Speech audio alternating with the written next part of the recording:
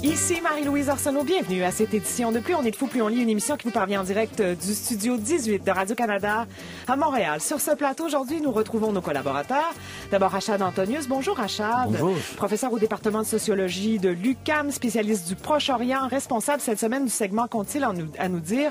En l'occurrence, Rachad, il sera question de la pensée, notamment de Ahmed Abdel Samad, politologue germano-égyptien, musulman de culture, d'origine, qui critique l'islamisme, mais aussi l'islam de l'intérieur. C'est relativement rare que l'on parle des intellectuels qui critiquent l'islam, qui osent le critiquer aussi. C'est-à-dire que ce courant existe depuis toujours à l'intérieur des sociétés musulmanes. On l'entend pas beaucoup parce qu'il s'exprime surtout en langue arabe, mais il s'exprime un peu plus ces derniers temps depuis 2011 à cause des révolutions, de l'émergence des violences faites au nom de l'islam dont ils veulent se dissocier. Donc ils s'expriment plus et plus ouvertement. Merci Rachad d'être avec nous.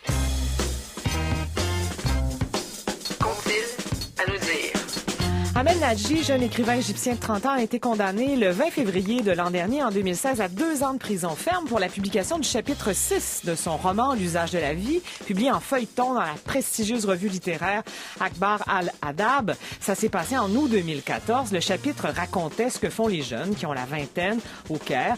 Il racontait les tribulations et les frustrations sexuelles de Bassem, un jeune Égyptien de 23 ans. Exemple probant de cette question qu'on est en droit de se poser. Est-ce que c'est possible de critiquer l'islam dans des pays où cette religion est au pouvoir? En compagnie de Rachad Antonius, professeur au département de sociologie de l'UQAM, spécialiste du Proche-Orient, nous allons aujourd'hui nous intéresser justement à des penseurs, à des intellectuels qui osent critiquer l'islam de l'intérieur. À commencer, Rachad, par Ahmed Abdel Samad. Il est né en 1972 à Gizeh, en Égypte. C'est un politologue, il est germano-égyptien. Son plus récent ouvrage, Le fascisme islamique, est paru chez Grasset, en France. Voilà. Qui est-il exactement? Bon, vous l'avez décrit très bien. C'est surtout quelqu'un, la raison pour laquelle je voulais commencer par lui, parce que lui représente une tendance extrême dans cette mouvance-là, qui va jusqu'à critiquer non seulement l'islamisme violent, mais quelquefois remettre en question les dogmes et certains mythes qui sont associés à l'islam. Donc, il va vraiment très très loin dans cette démarche. Mais ce qui est important, c'est pas tellement lui, c'est important ce qu'il a à dire, évidemment. Je vais parler un peu de lui, mais je voulais dire que derrière ça, il y a toute une mouvance qui existe dans les sociétés musulmanes depuis toujours. Il y a toujours eu une critique, une certaine liberté. Ce n'est que dans la deuxième moitié du XXe siècle que on a commencé à être extrêmement répressif, alors que si vous regardez la littérature arabe, elle est extrêmement variée et il y a toutes sortes d'idées qui s'expriment. Maintenant, pourquoi c'est sorti de façon plus visible depuis 5-6 ans, ce courant-là, c'est parce que le point d'entrée a été deux choses. Un, la répression au nom de la religion, vous venez de donner un exemple, et le rapport à la violence. Et c'est vraiment à partir du rapport à la violence que plusieurs intellectuels, activistes, gens ordinaires, qui s'identifient à l'islam, ont dit « ça, c'est pas nous ». Et on a une autre lecture. Et il faut souligner que dans la période actuelle, depuis les 50 dernières années, pour comprendre l'importance de ces livres-là, c'est que il y a des penseurs qui s'expriment au nom de l'islamisme. Le mouvement islamiste politique a pris de l'importance à partir des années 70, surtout avec l'impulsion, enfin l'aide de l'Arabie Saoudite. Mais il y a eu la révolution en Iran aussi, la révolution de Khomeini. Absolument. Mais il y a toute la culture populaire des sociétés musulmanes qui, elle, a une tradition d'ouverture, de tolérance extrêmement grande. Et de critique, en fait. Et de critique, et d'ouverture de tolérance. Donc, une partie de ces penseurs, je veux parler d'Abdel Samad, mais je veux parler aussi de Mohamed Louisi, en fait, ils se rattachent à cette tradition d'ouverture et de tolérance à l'intérieur des cultures des sociétés musulmanes. Et au fond, cette tradition de tolérance représente beaucoup plus les sociétés musulmanes que les penseurs de l'islam politique actuel. Et la critique, comme je vous dis, a été comme permise, encouragée par le rapport à la violence. Et ce rapport à la violence est devenu beaucoup plus fort, beaucoup plus visible avec Daesh en Syrie, mais avec les frères musulmans aussi. Et à partir de là, les critiques ont commencé à être formulées. Ahmed Abdel Samad, son ouvrage suppose qu'il considère que l'islamisme est un fascisme, en fait, est une forme de fascisme. Il analyse dans cet ouvrage comment, en fait, parce que l'islamisme veut régler, pas seulement légiférer, mais régler au quart de tour la vie des citoyens ordinaires, la vie privée, non seulement la vie publique, mais la vie privée. Et dans tous les domaines.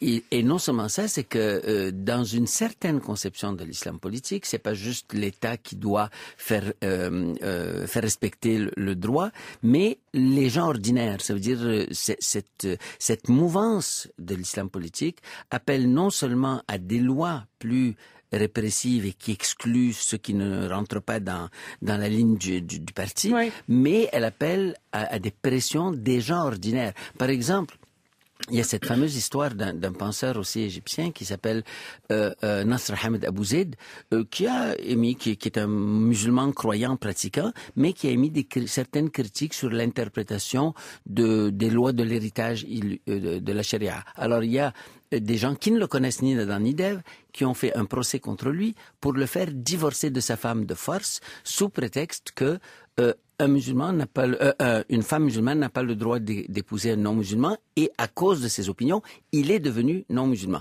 Et une première cour a effectivement entériné cette demande. Ça se passe à quelle époque, ça, Rachad? Ça, c'est dans les années 90. Oui. Et par la suite, l'État a intervenu pour faire annuler ce jugement, et les pressions de l'État ont fait que les cours supérieures ont annulé le jugement, mais il a dû s'exiler.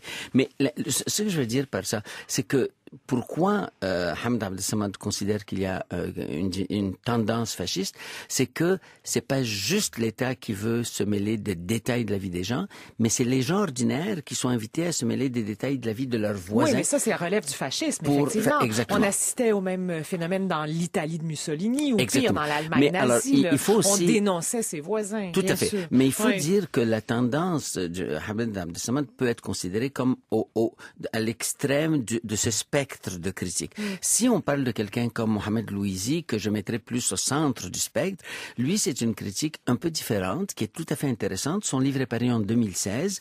Il a pour titre « Pourquoi j'ai quitté les frères musulmans ». Oui. Et lui, ce qui est c'est plus un ingénieur, intéressant... lui, de formation. Oui, mais dans les deux cas, ces deux connaissent tout à fait les textes sacrés, les interprétations, les débats. Ils ont étudié... on peut dire que ce sont des islamologues d'une certaine façon, mais aussi des activistes. Alors, dans le cas de Mohamed Louisi, il a joué un rôle important dans les structures de l'islam en France, qui étaient très proches des frères musulmans. Et donc, il fait une critique de l'intérieur.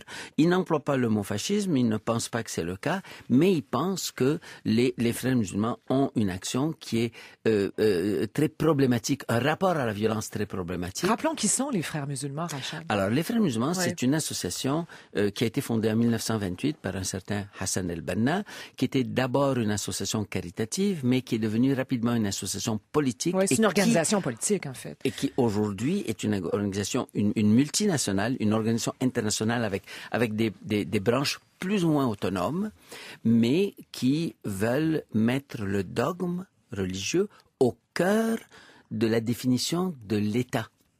Et donc, mettre le dogme au cœur de la législation de la société, des normes, et ainsi de suite.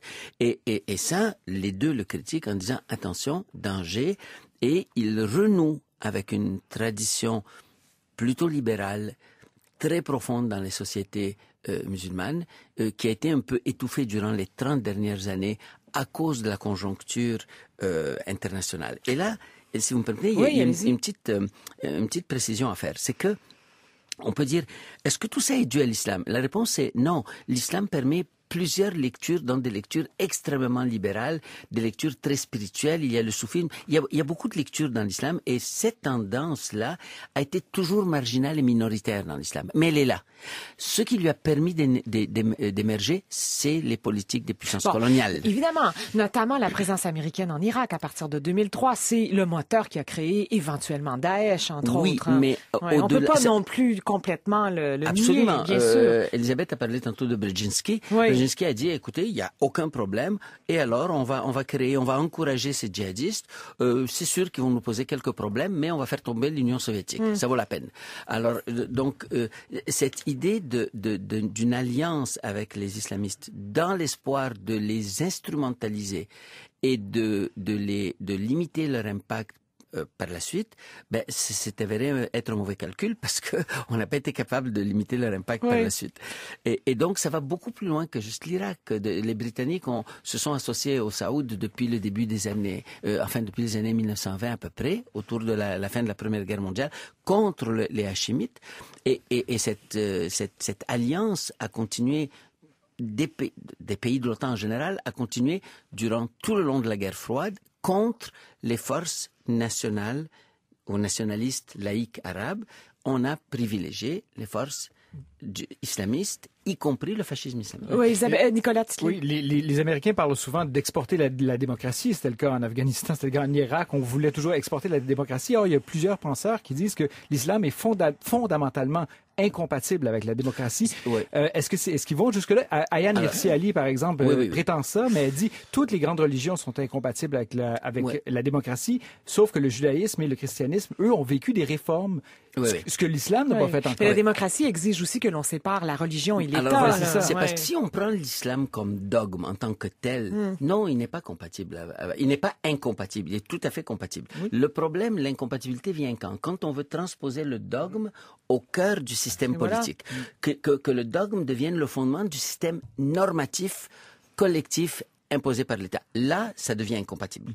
Okay? Dès que l'identité religieuse est mise dans la Constitution, que vous ayez une interprétation libérale ou pas, automatiquement, vous excluez ceux qui ne croient pas à ce dogme-là. Bien sûr.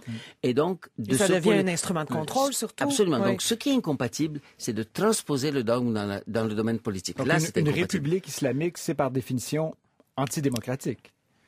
Je dirais que oui.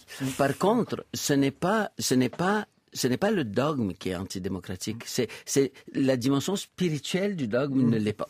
De la même manière qu'une république catholique. Non, c'est bien sûr, la même chose. Bien sûr. Je pense que c'est important de dire qu'en fait, n'importe quelle théocratie n'est pas une démocratie par définition. Oui. Mais voilà, ce que je voulais dire essentiellement en parlant de Hamd Samad, c'est que c'est pas parler de lui en particulier. Bon, il propose une pensée qui va jusqu'au bout, qu'on peut considérer comme radicale, mais derrière lui, il y a toute une série de penseurs. Il y a Mohamed Louisi, le livre de Karima Bennoun, Your Fatwa Does Not Apply Here.